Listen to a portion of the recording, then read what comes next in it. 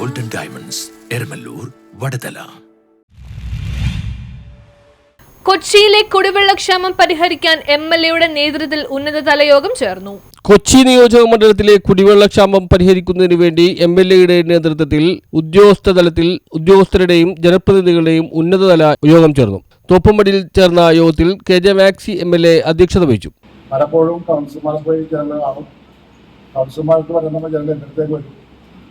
ചില ഈ പമ്പിംഗ് ഒക്കെ ചെയ്യുമ്പോൾ ആക്ച്വലി പമ്പിംഗ് ഒക്കെ ചെയ്യുമ്പോൾ ചില ഭാഗത്തേക്ക് വെള്ളം വരും, ചില ഭാഗത്ത് വെള്ളം വരും. പമ്പിങ്ങിൻ്റെ കുറവുണ്ടായിരിക്കും ഭാഗത്തേക്ക് വെള്ളം വരാത്തത്. അങ്ങനെയുള്ള കാര്യങ്ങളൊക്കെ കൃത്യമായി പോയി കണ്ട് പരിശോധിക്കുന്ന ചില കാര്യങ്ങൾ. ഈ പ്രഹസന സമരങ്ങളൊക്കെ ഒഴിവാക്കണം. പ്രഹസന സമരം കൊണ്ട് എന്തായിരിക്കും? കുടിവെള്ളം കിട്ടില്ലെന്ന് പറഞ്ഞ് പ്രഹസന സമരങ്ങൾ ഒരു കാര്യമില്ല.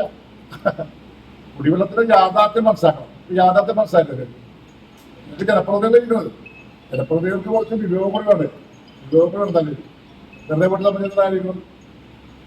നമ്മൾ എന്തുകൊണ്ടാണ് വെള്ളം വരാത്തത്? അത് എന്തുകൊണ്ടാണ് ഈ വെള്ളം വരാത്തത്? ശരിക്കും ആരും അനാസ്ഥ.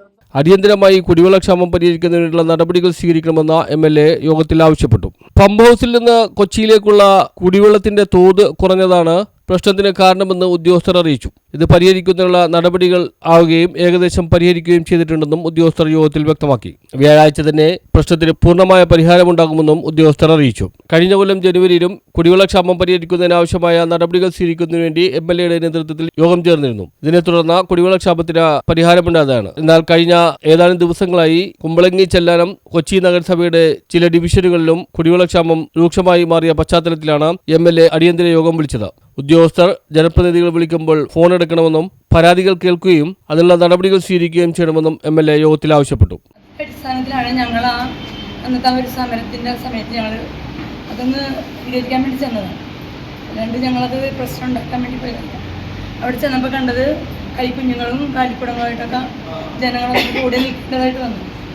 പിന്നെ അത് വാട്ടർ അതോറിറ്റിയിൽ ഉദ്യോഗസ്ഥരെ വിളിച്ച് വരുത്തി 10 മണിക്ക് അടുത്തൊരു പള്ളിയിൽ വെച്ചത് ചെറിയ രീതിയിൽ പരിഹരിച്ച് പിന്നെ പഞ്ചായത്ത് കമ്മിറ്റിയിൽ വന്നു.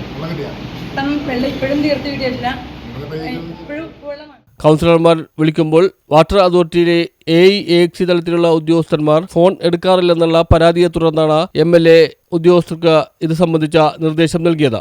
യോഗത്തിൽ Kerala water authority executive engineer PH Hasheeb, AXC P Maya തുടങ്ങിയ ഉദ്യോഗസ്ഥർ പങ്കെടുത്തു. ചെല്ലാനം പഞ്ചായത്ത് പ്രസിഡന്റ് ജെസ്സി അഗസ്റ്റിൻ, കുമ്പളങ്ങി പഞ്ചായത്ത് പ്രസിഡന്റ് ഷാജി കുറുപ്പശ്ശേരി എന്നിവർ സംസാരിച്ചു.